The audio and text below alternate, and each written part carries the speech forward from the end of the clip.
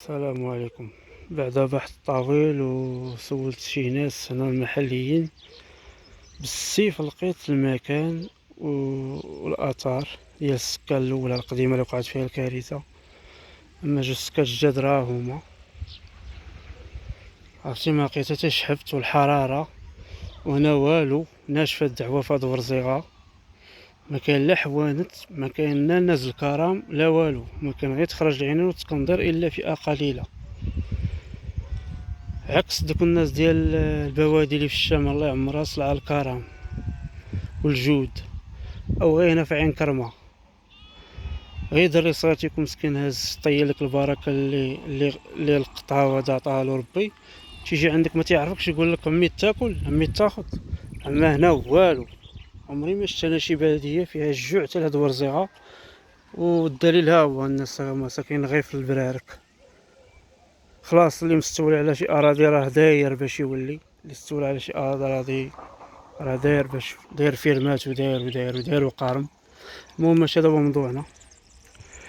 ها هي الاثار، وراها دايرين مقبره تما بين ديك جوج صفات العالي اللي تتشوفوا.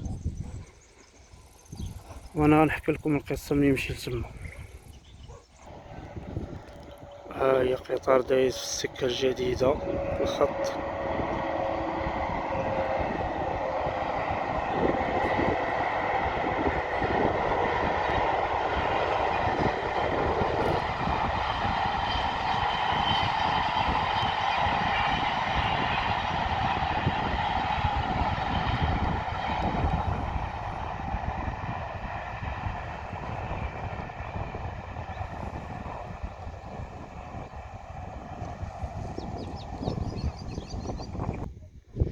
السلام عليكم.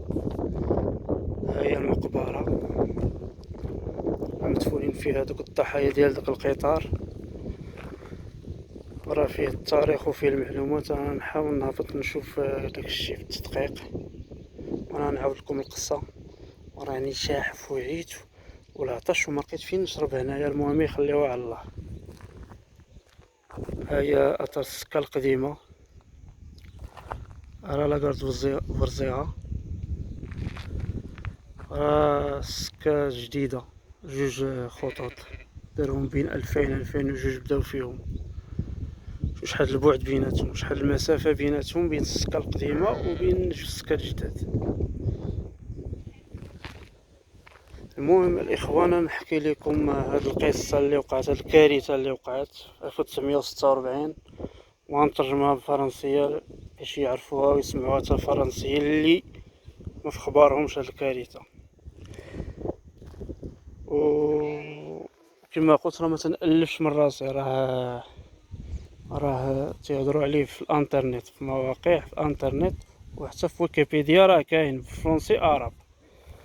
المهم كان واحد القطار مخلط فيه المسافرين وتنقل حتى المحروقات، مازوت. كان جاي من الدار البيضاء، جاي المكناس في هذا الخط. على حسب ما قالوا ان السائق انتبه انه كاين شي حاجه في السكه معرقله. ما نعرف واش الطفل حط شي حاجه، شي مشاغب دري حط شي حاجه، او هو داك الدري واقف في السكه الله اعلم. المهم سائق القطار وقف القطار يشوف شنو كاين. كما تعرفوا ان كان ديك الساعات السكه قرب تقيس في البدايات ديالها، ما كانش تطور بحال دابا. القطار رجع مارش اريال، رجع اللور.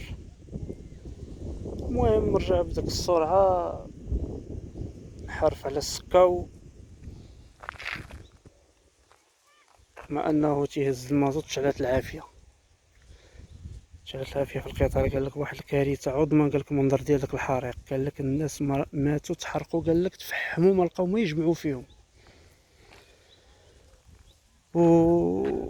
وتقريبا تيقولوا مات تقريبا في هذا الحادثه 200 وشي اللي ماتوا. ما عارفينش بالضبط التفاصيل، ولكن على حسب ما كاين في الانترنت والعلم لله.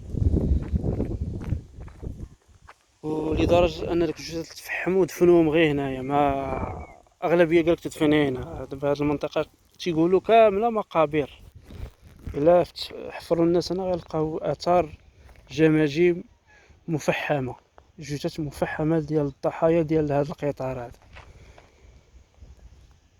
اللي كانوا فيه فرنسيين ومغاربة.